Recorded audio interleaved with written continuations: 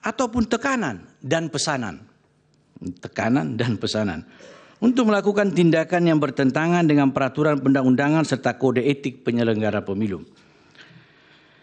Yang mulia Majelis Konstitusi yang saya hormati, pembuat undang-undang dan masyarakat terlalu tinggi ekspektasinya kepada Badan Pengawas Pemilu.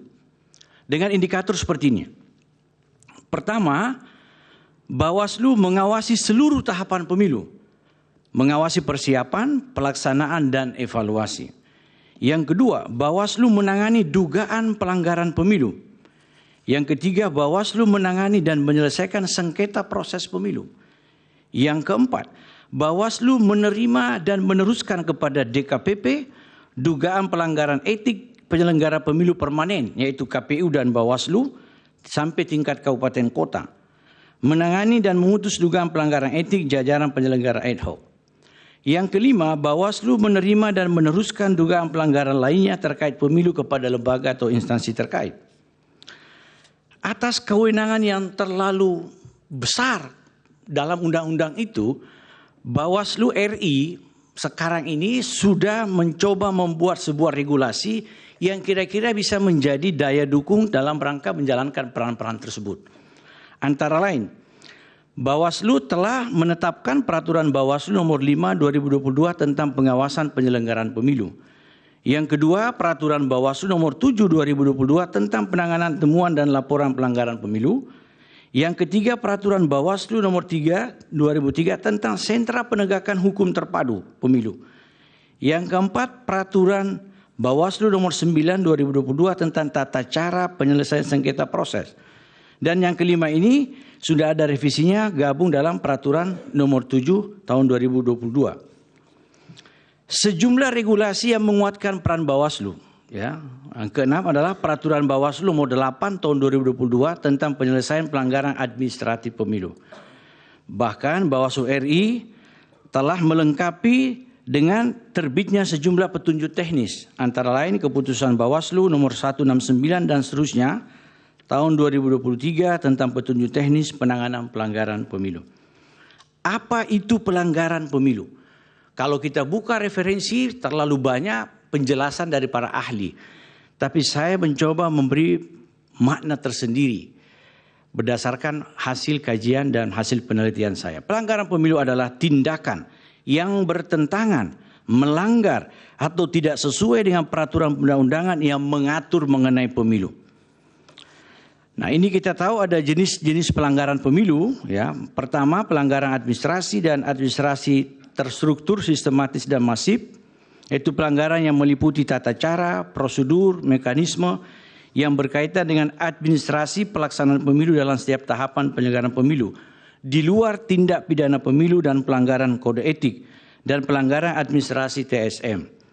Kemudian tindak pidana pemilu, yaitu tindak pidana pelanggaran dan atau kejahatan terhadap ketentuan tindak pidana pemilu sebagaimana diatur dalam undang-undang yang mengatur mengenai pemilu.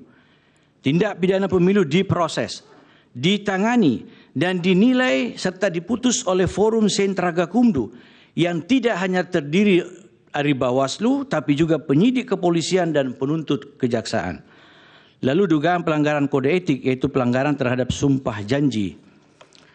Peraturan Bawaslu tentang penanganan pelanggaran, ya, kita tahu ada peraturan Bawaslu nomor 8 tahun 2022 tentang penyelesaian pelanggaran administratif, yaitu pelanggaran administrasi pemilu, kemudian pelanggaran administratif pemilu terstruktur, sistematis, dan masif yang dilakukan oleh calon anggota DPR, DPD, DPD Provinsi, DPD Kabupaten Kota, dan pasangan calon presiden dan wakil presiden.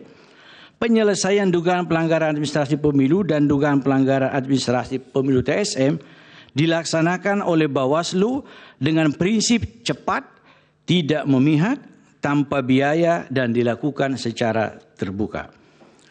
Bawaslu juga sudah menyusun peraturan Bawaslu Juknis, ya, sebagai petunjuk atau pedoman bagi seseorang, pengawas dan atau stakeholders dalam menafsirkan isi teks per Bawaslu sesuai prinsip penegakan hukum pemilu.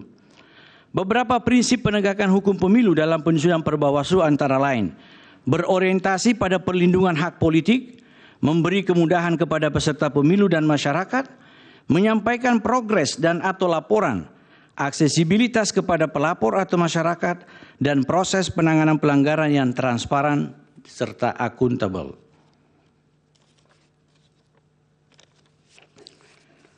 Peraturan Bawaslu terkait dengan temuan dan laporan. Jadi Bawaslu kalau kita lihat dari periode ke periode mengalami perkembangan yang menurut saya cukup konstruktif. Karena sekarang masih di era saya sebagai ketua Bawaslu, yang banyak itu adalah laporan. Laporan itu adalah bisa kita sebut sebagai pengawasan pasif Bawaslu. Masyarakat, warga negara, atau misalnya pemantau yang melaporkan. Nah di era sekarang saya mencermati jajaran Bawaslu lebih melakukan pengawasan aktif sehingga yang banyak adalah temuan. Saya kira ini sebagai salah satu indikator bahwa fungsi pengawasan telah berjalan secara lebih progresif. Lalu kemudian Bawaslu melengkapi peraturannya bagaimana menyusun sebuah penanganan pelanggaran sehingga dapat diproses, dapat diregister. Laporan disampaikan paling lama 7 hari sejak diketahui terjadinya dugaan pelanggaran pemilu. Lalu Bawaslu menyusun kajian awal terhadap laporan paling lama 2 hari setelah laporan disampaikan. Kajian awal dimaksudkan untuk meneliti keterpenuhan syarat formal dan syarat materi laporan dan jenis dugaan pelanggaran. Syarat formal meliputi nama dan alamat pelapor, pihak terlapor, dan waktu penyampaian pelaporan tidak melebihi jangka waktu 7 hari sejak diketahui terjadinya dugaan pelanggaran. Kemudian syarat material meliputi waktu dan tempat kejadian dugaan pelanggaran pemilu, uraian kejadian dugaan pelanggaran pemilu, dan bukti. Hasil kajian awal dicatatkan dalam buku register laporan dan diberi nomor register laporan. Laporan dinyatakan diterima setelah dicatatkan dalam buku register. Dalam hal setelah dilakukan register laporan terdapat pencabutan laporan oleh pelapor, proses penanganan pelanggaran tetap dilanjutkan jika sudah diregister. Dalam hal syarat formal tidak terpenuhi, laporan tidak diregister. Sebelum saya mengakhiri sesi penyampaian pendapat ini, penting untuk saya menyampaikan bahwa Sentra Gakumdu yang menjadi beberapa catatan publik terhadap Bawaslu, itu di dalamnya ada 3 unsur. Dan pengalaman saya ketika menjadi ketua Bawaslu dan saya mencermati sekarang ini, proses pengambilan keputusan itu sangat dinamis. Karena di dalamnya Bawaslu tidak dominan. Bawaslu hanya memfasilitasi rapat Sentra Gakumdu. Di situ ada penyidik kepolisian dan penuntut kejaksaan. Jika Bawaslu menganggap cukup bukti untuk dilakukan proses pidana pemilu, namun oleh penyidik dan penuntut tidak cukup bukti, maka hal itu tidak bisa ditindaklanjuti pada proses pengadilan. Terima kasih. Assalamualaikum warahmatullahi wabarakatuh.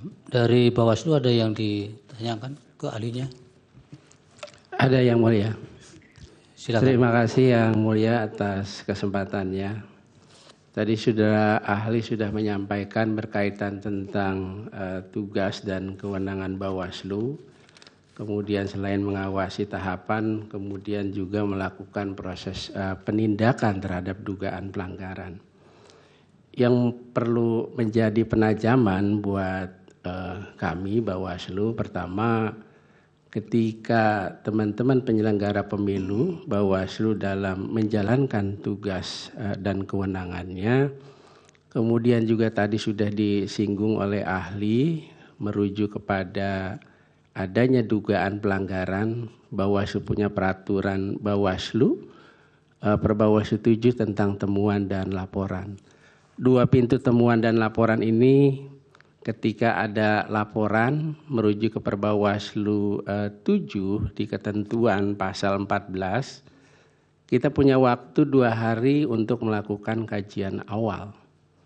Nah kemudian merujuk kepada pasal 24 Perbawaslu 7, 2 hari itulah ketika ketentuan syarat formil tidak lengkap maka diadakanlah satu proses perbaikan. Ada satu kasus yang kemudian ketika pelapor melaporkan adanya dugaan pelanggaran, lalu kita punya waktu 2 hari untuk melakukan kajian awal. Nah 2 hari itu pelapor tidak memenuhi ketersyaratan formil dan material.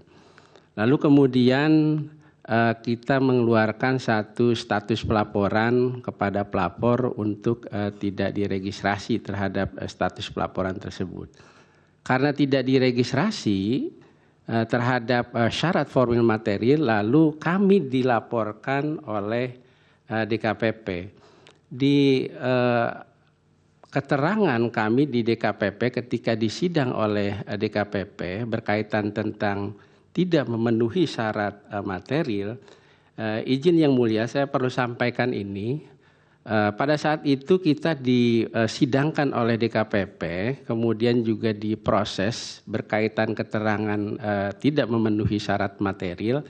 Saya sempat sampaikan perlu disimak oleh ahli yang nantinya ini agar bisa sejalan dengan apa yang nanti saya sampaikan pertanyaannya, bahwa maksud awal original intent pengaturan mengenai upaya untuk memenuhi kelengkapan syarat material atau perbaikan laporan sebagaimana diatur di ketentuan pasal 24 ayat 1 dan ayat 4 Perbawaslu 7 yang dimaksud untuk laporan yang peristiwanya belum jelas sehingga tidak dapat diidentifikasi ada atau tidaknya dugaan pelanggaran pemilu atau menjadi wewenang dari Bawaslu.